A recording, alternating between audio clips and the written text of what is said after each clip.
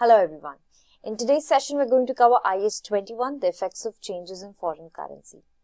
What for FR syllabus we have is changes in foreign currency from the perspective of individual transaction only.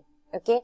At an SBR level, we're going to understand this from the groups level as well. So we have little syllabus to cover right now. A very short, quick and easy standard. Now, what does the rules of foreign currency say for individual items translation? First, it says that whenever you're doing transactions has to be converted at spot rate. When would there be a need to apply this? So, if you're dealing in your local currency, wherever you are, that's also your presentation currency for financial statements. You're good, you're buying in local, you're dealing in local, everything is pretty local. But say if you're happening to purchase goods from outside your country, where you're making purchase in another currency, at that point of time, another currency will play a role, because maybe then payables, the outstanding amounts that you have in your balance sheets are to be settled in a different currency. And at that time, foreign currency will play a role. So how do you deal with it? So if you're doing transactions in foreign currency, which is not your local currency, then the transactions will happen at spot rate. Transactions will happen at spot rate. What would spot rate be? The rate of that particular date. The rate of that particular date. Okay. And at the year end, any monetary balance that you have, what are monetary balances? Those items which will have a right to receive cash or an obligation to pay cash. So a right to receive cash will be loans receivables or your trade receivables. These are items with which you have right to receive cash. But on the obligation to pay cash, if you see, you have payables, you have loan payables, you have foreign currencies, right? Foreign currencies. So all these are your monetary balances. Now, now the standard requires you to retranslate these at the year end. Okay, so a retranslation at the year end is required, and all at the time of translation, because when you did the transaction, recording had happened at a different rate. At the year end, when you're retranslating, the rates in the market are going somewhere else, right? So there'll be a difference, and that difference is an exchange gain or a loss, which will go to P&L, and if it's a loan related item, it's a loan related forex gain or loss, then it will go to finance cost. Okay. Now, there are non-monetary items also at the year end, like if you purchased a property, plant and equipment from, say, from another country, like say UAE, okay. So probably you have done the transaction in dirhams. Now you have not settled the money yet, so you have a debit property, plant and equipment and credit payable. So yes, at the year end, payable is a monetary item which will get retranslated, but property, plant and equipment is not a monetary item. Okay, so that will not get retranslated. So we have to be careful about what items will need a retranslation at the year end. Now the best way to go about it is to crack some numericals to get a hang over this. Okay. Now, G company purchased goods worth 5,000 dirhams from Shell company on 1st February 2022 for cash. The spot rate prevailing at that rate was 1st Feb $1 is 5 dirhams. So it's good, it's just a transaction done, and that same transaction is what, because we're going to report it in dollars, is why we need to convert this. Okay. So the date of this transaction was 1st of Feb. And what is happening is, you are making a purchases of goods worth 5,000 dirhams, so that's not a problem. You have some purchases. Your journal entry for this would have been your debit purchases, credit payables, right? And what are the dinars prevailing rate that's going on? So you have $1. Sorry, this purchase is made for how many dinars is what needs to be posted here. So that's 5,000 dirhams, and the exchange rate that's going on is, for every $1, 5 dirhams.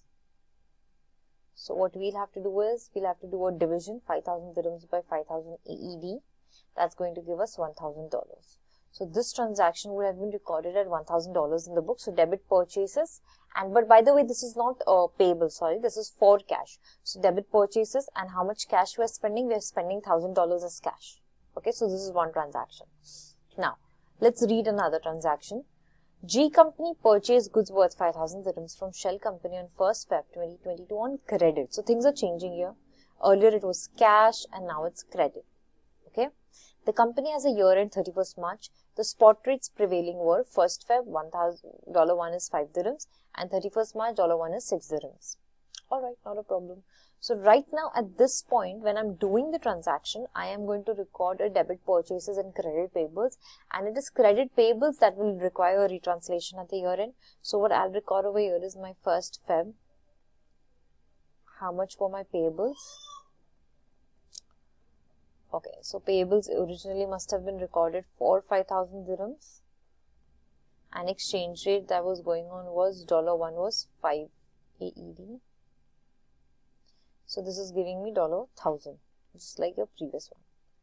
Now what I am doing is I am doing a retranslation on 31st March for the payables. So on 31st March, my payables are still 5,000 dinars only. In the financials, they are though in dollars. So the rate that is going on is $1 is to 6 AED. So this is going to give us how many dollars? We'll make a quick check on your calculator, and this gives us 8333 AED. This gives us 833 AED. Not AED, dollars. $833. So you can clearly see that your payables has reduced. Your payables has reduced because the dollar has become stronger. Your payables has reduced. Now this difference needs to get recorded as a Forex gain or a loss. Now in this case where payables are reducing, what do you think? Is it a gain or a loss for you? Definitely it's a gain for you. So Forex gain of how much? So we'll check the delta. $1,000 and 833 is giving us 167. So 167 is your gain. $167 is your gain. Okay. So this is how a reassessment is needed, and accordingly a gain or a loss will be posted. Now, taking another question. Okay. A loan was taken for 10,000 dinars from ABC company at 1st January 2023. 3,000 dinars were paid on 31st March 2023. 7,000 dinars balance still remained at year end. Exchange rate are as follows. Okay. So your exchange rates for 1st Jan is $1 is to 5 dinars, 31st March is $1 to 5.5 dinars, and 31st December is $1 to 6 dinars. Now there's an assumption that you all will have to make that the year end for this question purpose is 31st December. The year end for this question purpose is 31st December. Okay, so accordingly we'll make a move now. So 1st January we made a transaction, and that was taking off a loan of how many dinars? Of 10,000 dinars. And the rate at this point was $1 is to 5 dinars. $1 is to 5 dinars. So when I convert the dinars to dollars, what I will get is $2,000. What I will get is $2,000. Now a payment happened on 31st March, and this payment was of about 3,000 dinars, as you can see in the question.